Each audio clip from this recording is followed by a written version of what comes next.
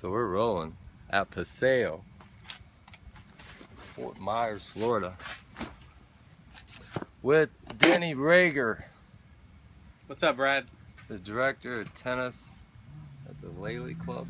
Players Club and Spa at Laley Resort. Baddest club ever, who was nice enough to Naples, Florida.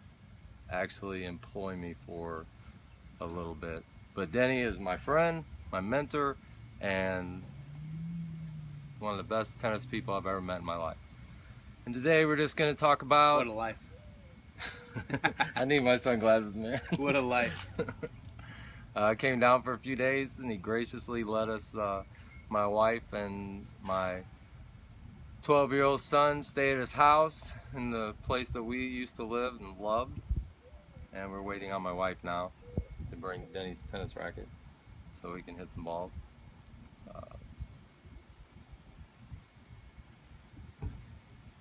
So what are we going to talk about? Today, Tracy has my list of questions.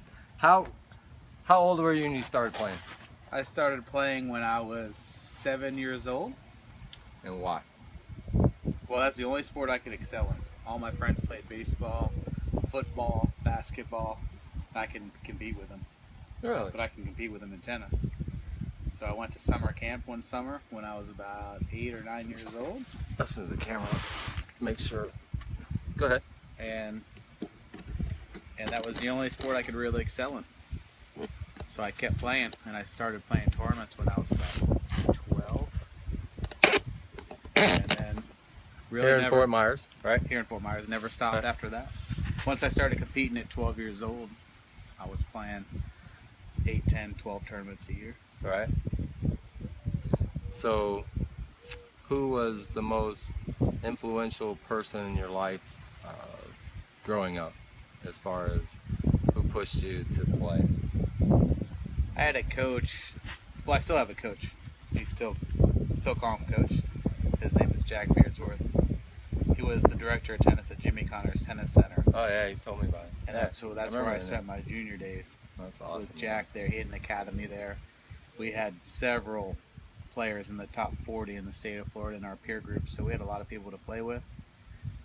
And you know, he coached me from 12 to 16, and he traveled to tournaments, and he was very influential. And he scholarshiped me to go to the academy, so which was great. Right. And he gave me a head scholarship as well. So I got rackets, shoes, hats. Good stuff. When you're 12, that's huge. Yeah, it was. You know. I remember how excited I was to get a. I had like a Donne racket because Borg played with it. You know, the smaller. That's how old I am. The smaller head rackets, and yeah, man, that's exciting. But you get a racket in like a bag. Right. You get to take it out. It's like, oh, I'm very cool. Right. I must be good, right? I never made it that far. So Jack's still coaching me. We still hang out. Right. Yeah, he's in Punta Gorda now. But I ended up working for him for several years. Okay. With Racket Sports Management. That's how I got in the business of tennis. Right. When I was 18 years old, he threw me as the director of tennis at a club in Sunapee, New Hampshire. And I said, I don't know what I'm doing. He goes, you'll figure it out. How old were you then? 18 or 19. No kid. Yeah. Wow, Director of man. tennis, three hard court facility. Oh, I had a that's shop, awesome. stringing rackets, teaching. So I said, all right, I'll figure it out. And I did.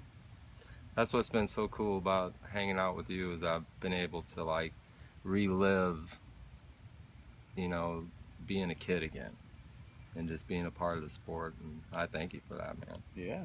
You know, That's what it's all about. That's why we want to do what we're doing, because you never know how it's going to affect and what it's done, like with Elliot. yeah. Same program. He's still doing tennis. Tennis was a huge part of his life. Let's It hit keeps you centered, you know. right. So let's hit some balls. We're waiting on my wife to bring Denny's racket, and this will be part one of my interview. It's my turn now. Okay. We're gonna flip it around. I'm not ready for this, but okay. Well, I know we're doing some video work, and I love the concept, but you know, what do you want to do with this project?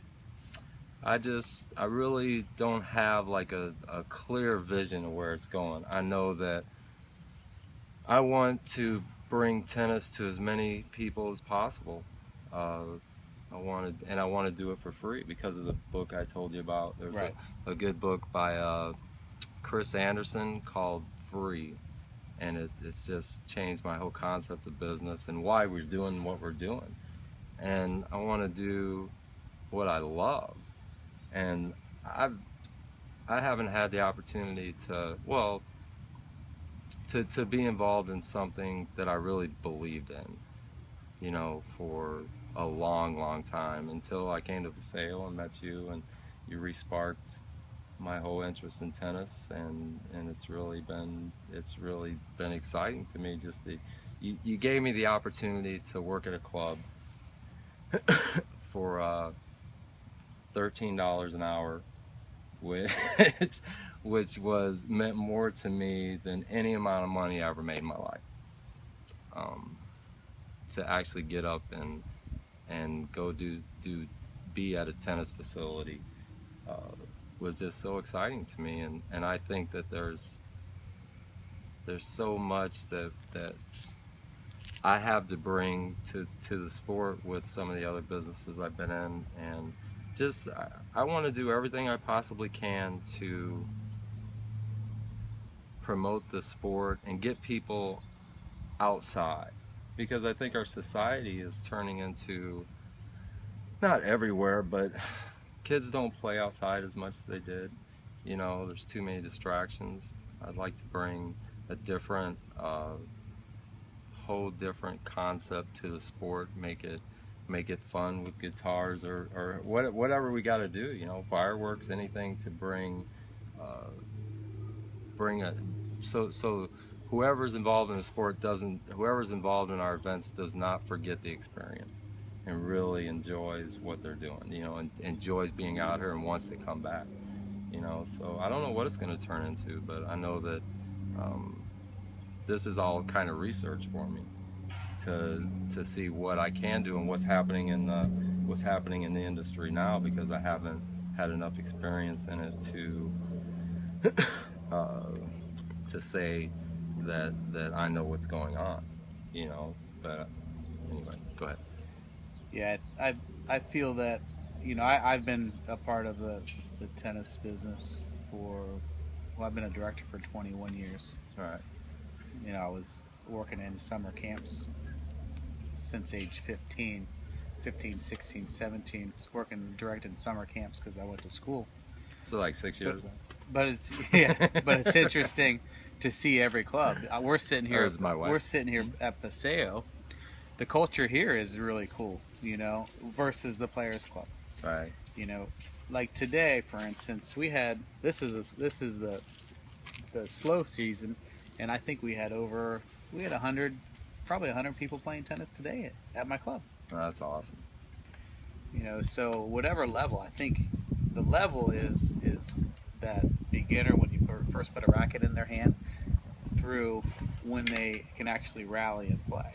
I mean, that's the fun part. That's when they get excited, because it's challenging to be able to do that. And that's the market I think you're reaching, is getting people together and getting. I had a new couple come in the shop today.